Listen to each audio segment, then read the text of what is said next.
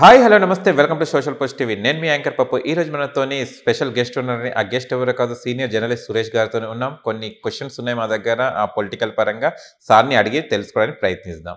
నమస్తే సార్. నమస్కారం అండి. ఆయన చూస్తే కనుక టీఆర్ఎస్ను బీఆర్ఎస్గా మార్చడమే ఒక తప్పని కొందరు అంటున్నారు. దీన్ని మీ ఒపీనియన్ సార్? ఆయన హిందీలో ఒక సేయింగ్ ఉంది, జిత్నా చాదరే ఉత్నా పైర్ ఫైల్. అంటే మనకి ఎంత కప్పుకోగలం అంతే కప్పుకోగలం. లేని పని మనం కాల్ చేస్తే కాల్ బయటకు వచ్చేస్తాం. టీఆర్ఎస్ కూడా అంతే. ఆయనకు సడన్గా ఏదో వచ్చింది, నేనే ప్రధానమంత్రి కాబట్టి వీళ్ళందరూ చెట్టు మీద ఎక్కిచ్చేశారు పాపం ఆయన్ని.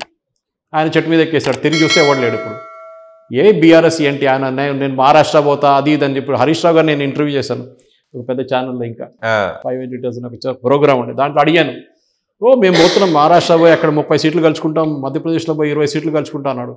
ఇక్కడే కలవలేకపోయింది, అక్కడేం పోతాడు? ఇక వీళ్ళ డబ్బులు ఉండే ఎలక్షన్ కమిషన్ దగ్గర ఫైల్ చేసిన దాంట్లో 800 కోట్లని చూపిస్తున్నారు వీళ్ళ అసెట్స్. టీఆర్ఎస్ పార్టీ బీజేపీ తర్వాత అన్నిటికంటే రిచెస్ట్ పార్టీ టీఆర్ఎస్, కాంగ్రెస్ కాదు. కాంగ్రెస్ వాళ్ళు అడుక్కొని తింటున్నారు. ఇప్పుడు గూగుల్ పే ట్రాన్స్ఫర్ చేయమంటున్నాడు ఫోన్పే మీద పార్టీ ఫండ్కి. వీళ్ళు అంత డబ్బులు ఉన్నప్పుడు ఏం చేస్తారంటే కొంతమందిని కొనుక్కున్నారు. గురుదార్ గమాంగ్ అని చెప్పి ఒరిస్సాని తీసుకున్నారు. ఆయన పాత సిస్టంలో వాజ్పేయి గవర్నమెంట్ పడేసిన మనిషి ఆయన, గురుదార్ గమాంగ్. ఆడు వచ్చిండు, ఒక వారం 10 రోజులు ఉన్నాడు, డబ్బులంతా అయిపోయిన తర్వాత ఆయన వెళ్ళిపోండి. ఈవెన్ కుమారస్వామి 2 సార్లు వచ్చింది జెండా ఎగిరేయడానికి టీఆర్ఎస్ భవన్కి, 3ఓసారి రాలేదు. సో ఇది ఎప్పుడు మనం ఎప్పుడు కన్నా ఒక హంబుల్నెస్ ఉండాలి. అది కేసీఆర్కి ఏమైపోయింది, తల మీద ఎక్కేసింది. అది ప్రాబ్లం. అది మంది అదే ఓడి యూస్ చేస్తున్న అహంకారం వచ్చేసింది ఆయనకి. నేనే, నా తర్వాత నా రాజు, నేను మొత్తం ముఘల్ సామ్రాజ్యం ఉంది మా దగ్గర, నా కొడుకు నా కూతురు వీళ్ళందరూ అంతే, నన్ను ఎవడు కింద దింపలేడు. అది ఏ రోజు మీ తల మీద ఎక్కుతుందో అదే పడ్డది. కేసీఆర్కి అదే అయింది. ఈ బీఆర్ఎస్ టీఆర్ఎస్ ఢిల్లీలో ఆఫీస్ కట్టుకుంటా, ఢిల్లీలో అది చేస్తా ఇది చేస్తా అన్నట్టు పాప ఆయన ఉండే ఇల్లు ఇప్పుడు రేవంత్ రెడ్డి ఉంటున్నాడు ఢిల్లీలో, అది వచ్చేసింది. సో మీరు బీఆర్ఎస్ అనేది అది చాలా టాక్టికల్ మిస్టేక్ ఉండే. దేశ్కి నేత అని చెప్పి ఏం హోర్డింగ్లు పెట్టి ఒక వారం 10 రోజులు కాకనే దేశ్కి నేత పోయిండు, కనిపించట్లేదు. మళ్ళీ ఇప్పుడు ఎలక్షన్ కూడా కాదు, అప్పుడు దానికన్నా ముందే ఆ దేశ్కి నేత పెట్టి నాగేందర్ వీళ్ళందరూ పెట్టిండు దేశ్కి నేత అని చెప్పేసి. టమ్ అని అది అంత దేశ్కి నేత పోయింది, మళ్ళీ రిటర్న్ తెలంగాణగా నేత అయిపోయాడు. పేర్లు మార్చడం అంటే పెద్ద పనేం లేదు.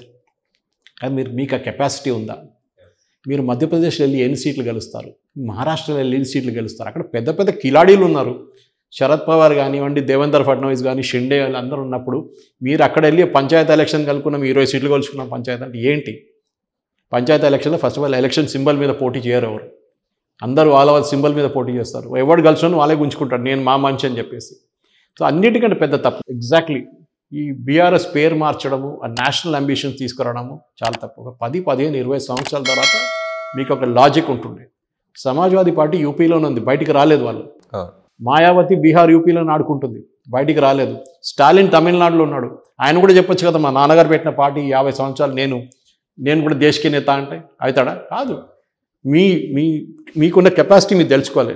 నా సబ్జెక్ట్, నన్ను ఎక్స్పర్ట్, నాదా ఇంకో పని చేయమంటే నేను చేయలేను, నన్ను ఎక్స్పర్ట్ కాదు నేను దాంట్లో. అది మనం నేర్చుకోవాలి. లేదు నేను అన్నీ చేస్తా అంటే కేసీఆర్ లాగా కింద పడతాడు.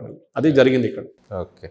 ఆయన చూస్తే కనుక జీవన్ రెడ్డి గారి పైన నోటీసులు అండ్ మల్లారెడ్డి గారి పైన కేసులు, ఈ పరిణామాలు. మల్లారెడ్డి అయితే కిలాడి, మా దగ్గర ఇంకో ఉన్నాడు మైనంపల్లి హనుమంతరావు మాల్వాళ్ళ, ఆయనతో మొత్తం శ్మశాన్ ఘాట్ కొట్టేసిండు.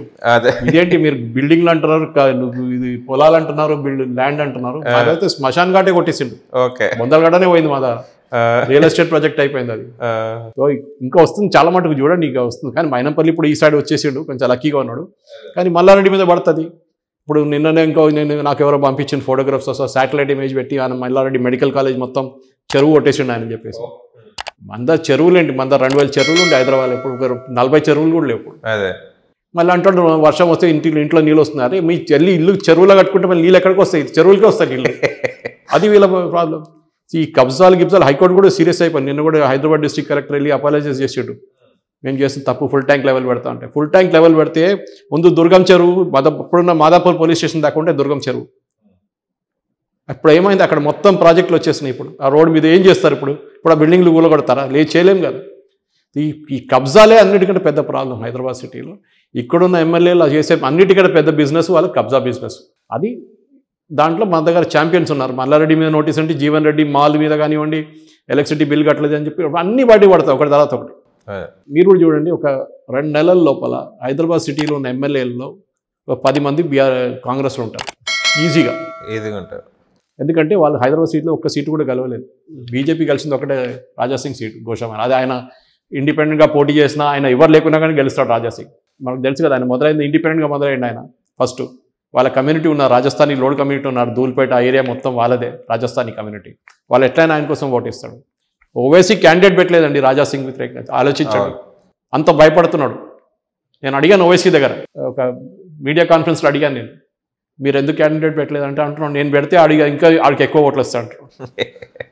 అది నిజమే, అది ఈజ్ వెరీ స్ట్రాటజిక్లీ కరెక్ట్ అది. సో మీరు అడిగిన ప్రశ్నకి చాలా మటుకు ఇక్కడున్న సిటీ ఎమ్మెల్యేస్ ఇప్పుడున్న పరిస్థితి ప్రకారం వీళ్ళు కొనుక్కుంటారు. కేసులు లేకుంటే వచ్చే కేసులు బనాయించడం ఎక్కువ టైం పట్టదండి. జగన్ని తీసి జైలు వేశారు వీళ్ళు, ఇంకేంటి ఇది, ఇక చాలా చేయొచ్చు, ఏం కావాలంటే చేయొచ్చు వీళ్ళు. సో అందరి దగ్గర ఉన్నాయి, ఇంగ్లీష్లో అంటారు స్కెలిటన్స్ ఉన్నాయి కబోర్డ్లో. అది ఒకటి తర్వాత ఒకటి బయటపడుతుంది. ఇప్పుడు కబ్జాలు కానివ్వండి, ఎలక్ట్రిసిటీ బిల్ కట్ట కానివ్వండి, చెరువులు కబ్జా చేస్తుందని. సో కేసులు పెడతారు, అది కావాలని రేవంత్ రెడ్డి పెడతాడు, మీరు మా వైపు వచ్చేస్తే బంద్ చేసేస్తామంటారు, అంతే.